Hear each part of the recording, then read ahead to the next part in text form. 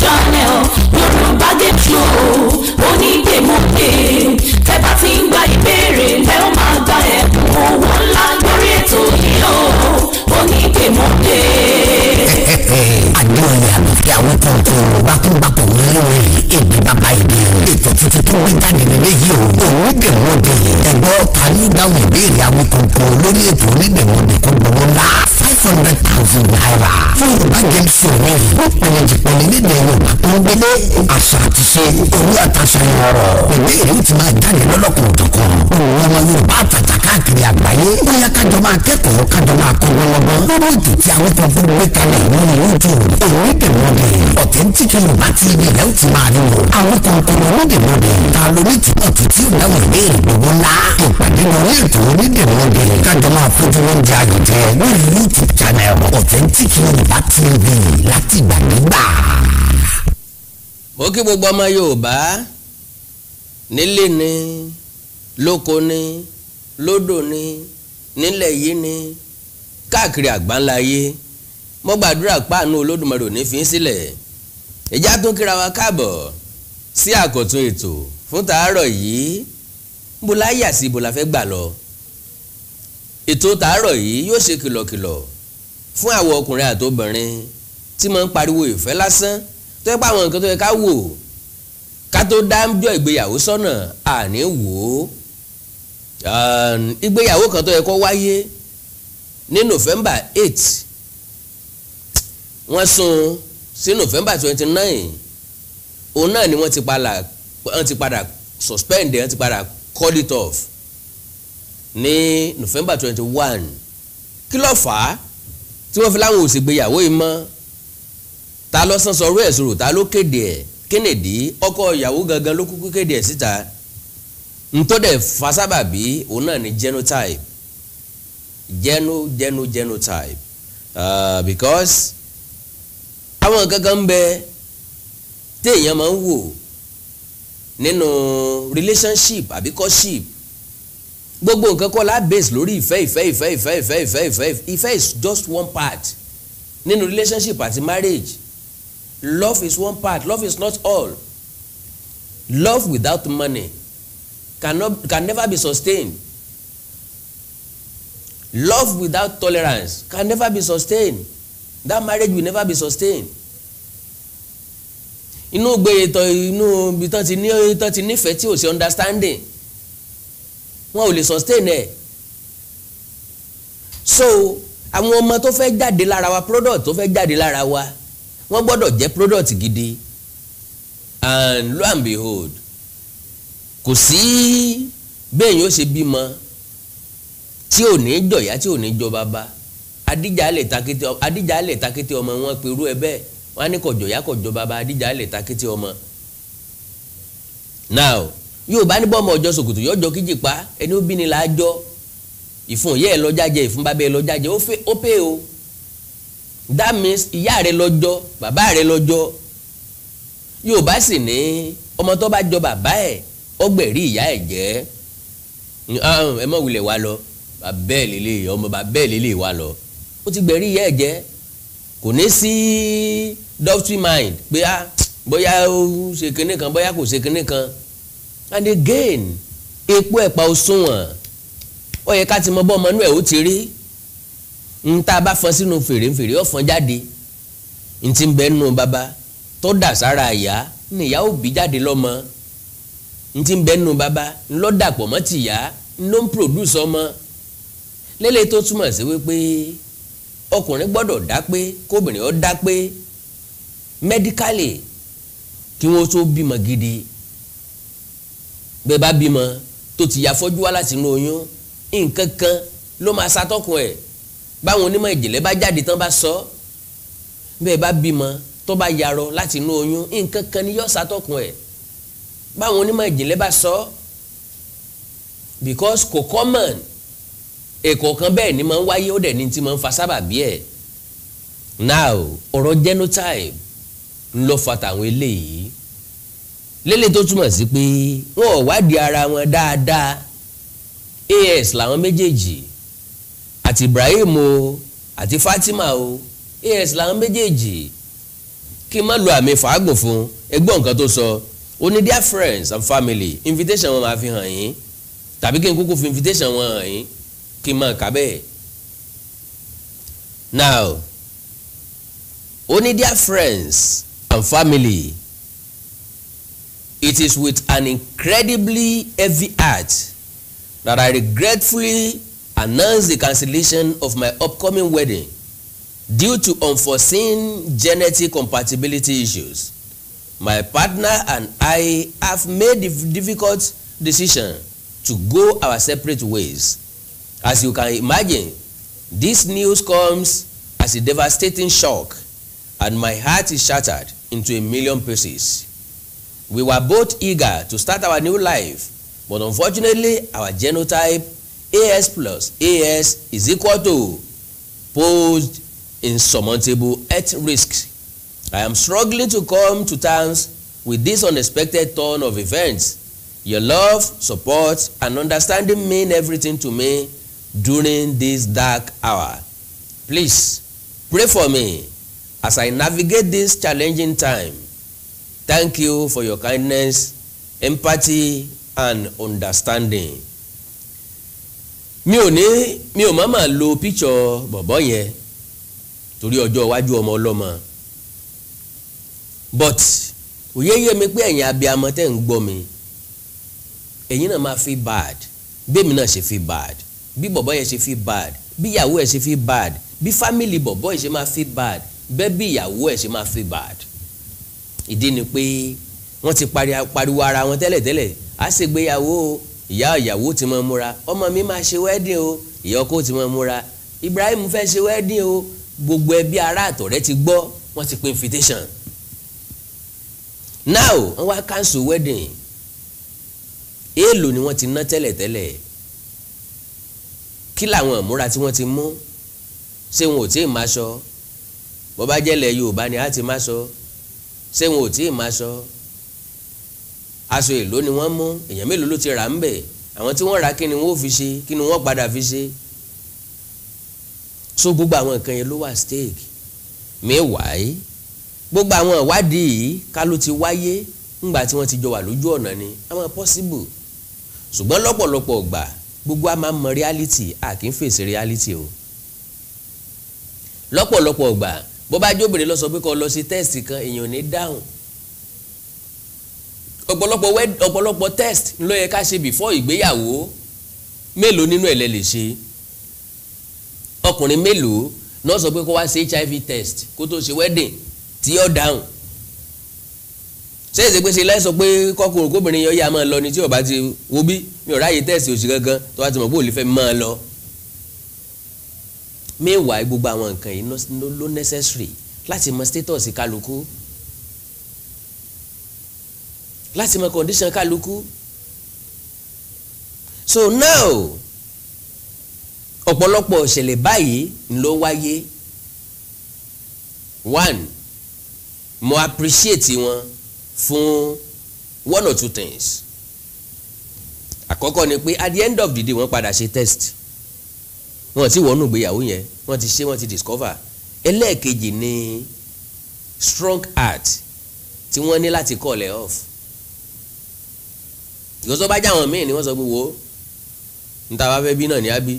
jámọ̀ bá lọ, musa nífẹ̀ẹ́ èmi náà dé, ìwọ náà dẹ̀ nífẹ̀ẹ́ mi, èmi náà dẹ̀ nífẹ̀ẹ́. Ìfẹ́ kọ́ o,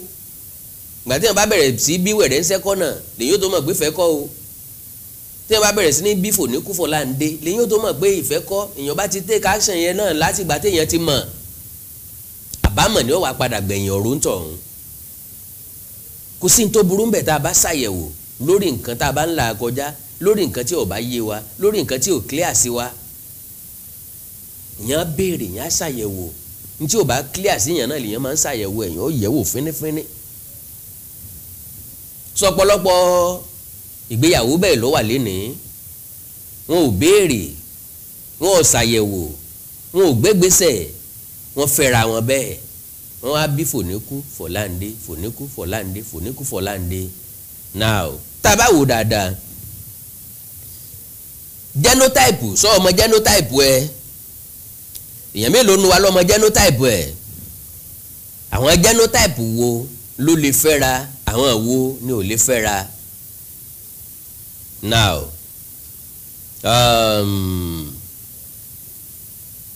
a pé genotype sí ọ̀nà méjì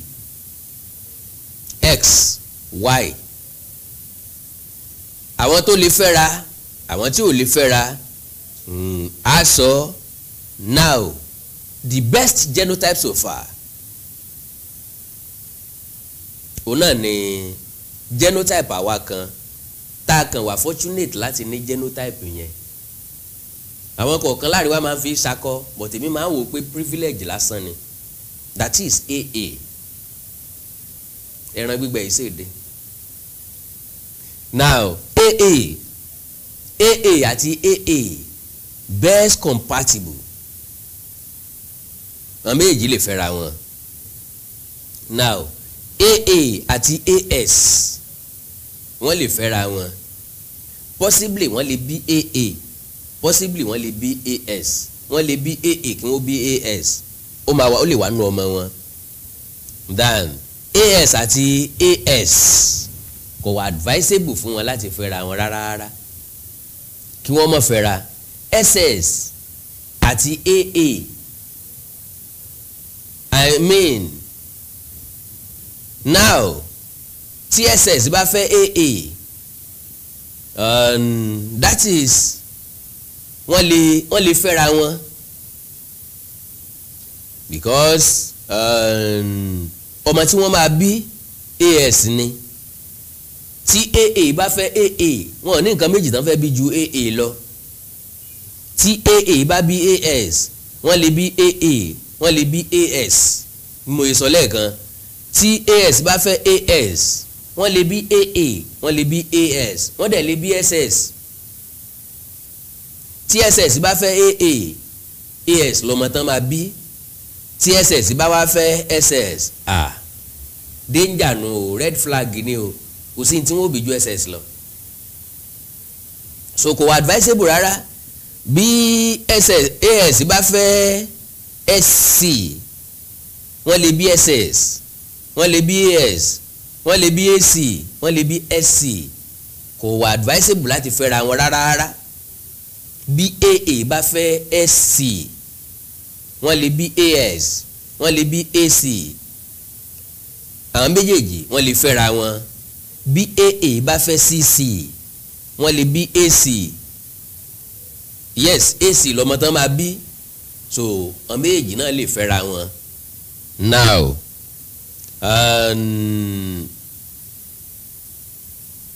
àwọn genotype mẹ́ta tó lè fẹ́ra wọn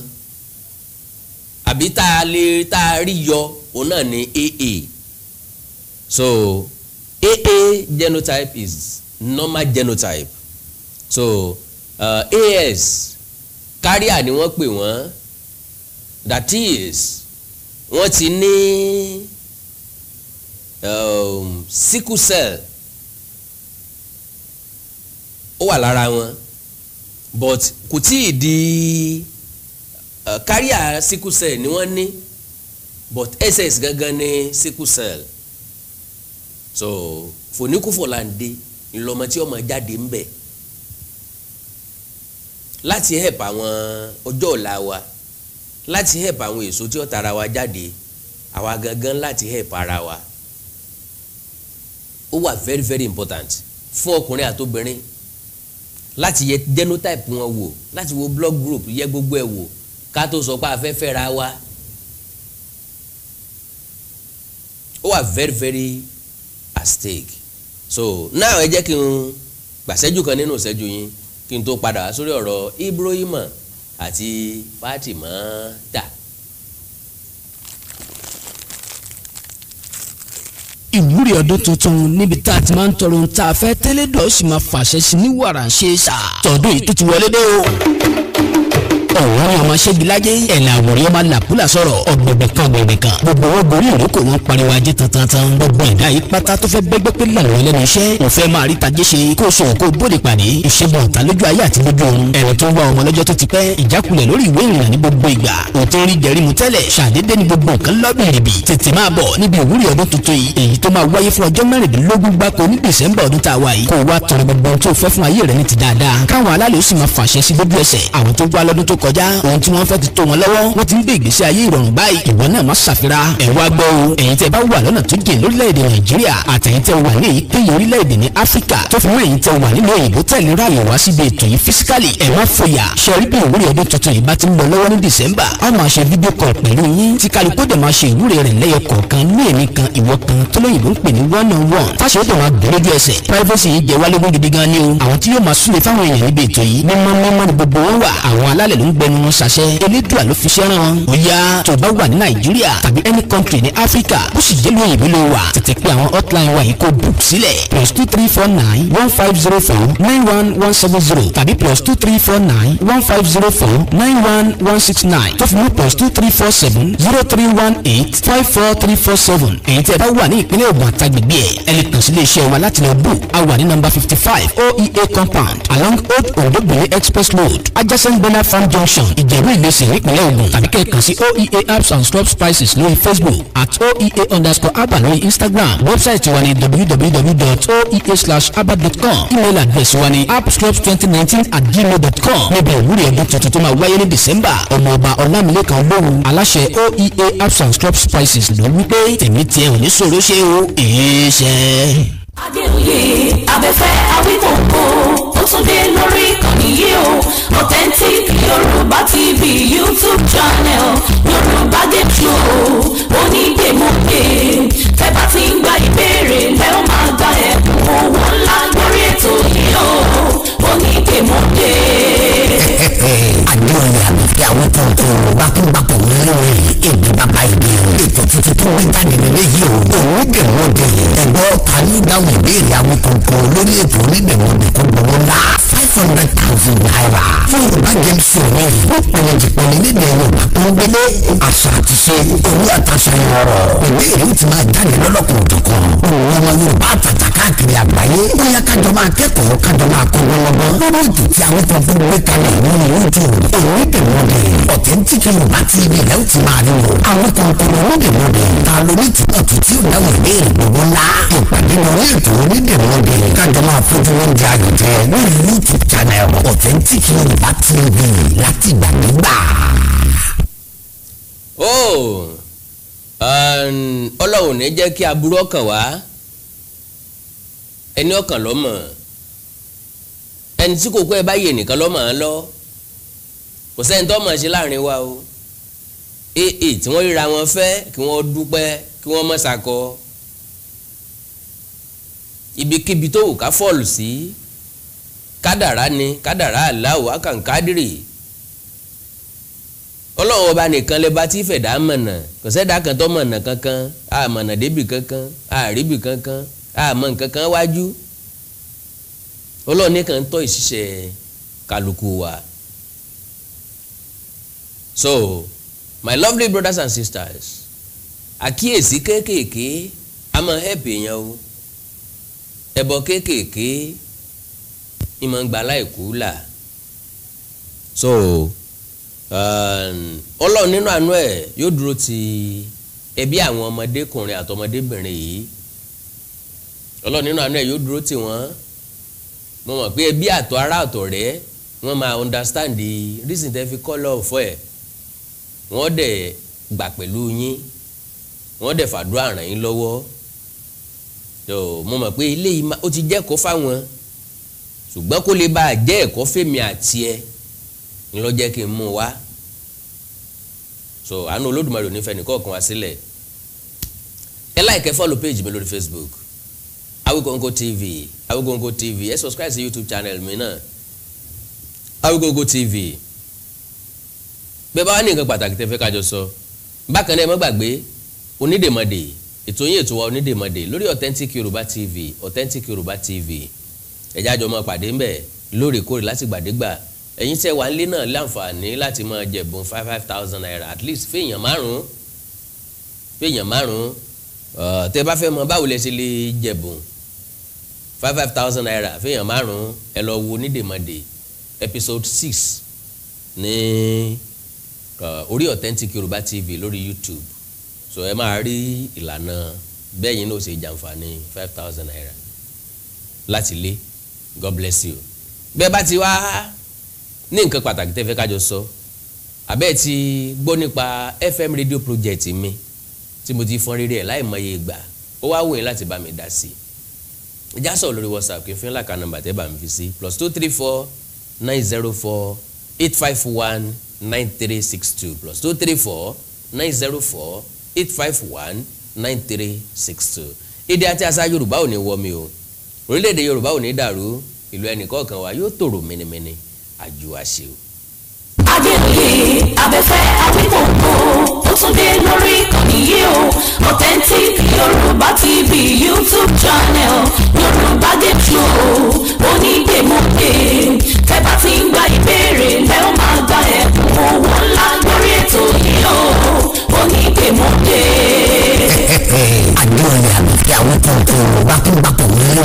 èdè bàbá ìdè ètò tuntun tó gbé jáde nílé yìí o Onídèmọdè ẹ̀gbọ́n ta ní dáhùn ìbéèrè Awíkòǹkò lórí ètò Onídèmọdè kó gbowó ńlá 500,000 naira fún Yorùbá Game Show rẹ̀ wọ́n pẹ̀lẹ́ jìpọ̀lẹ́ nílẹ̀ Yorùbá tó ń gbélé àṣà àti ṣe orí àtàṣà ọ̀rọ̀ ìbéèrè ó ti máa jáde lọ́lọ́kùnrin tọkàn òun ọmọ Yorùbá àtàtà káàkiri àgbáyé bóyá kájọ máa kẹ́kọ̀ọ́ kájọ máa kọ́ lọ́wọ́ lórí ètò tí Awíkòǹkò gbé kalẹ̀ lórí YouTube Onídèmọdè Authentic Yorùbá TV ilẹ̀ ó ti máa rí o Awíkòǹkò Onídèmọdè ta lórí tìpọ̀ tó tí ò dáwọ̀ ìbéèrè gbogbo ńlá ìpàdé lórí ètò Onídèmọdè kájọ máa fojú oúnjẹ àyèjẹ lórí YouTube channel Authentic Yorùbá TV láti gbàgbégbà.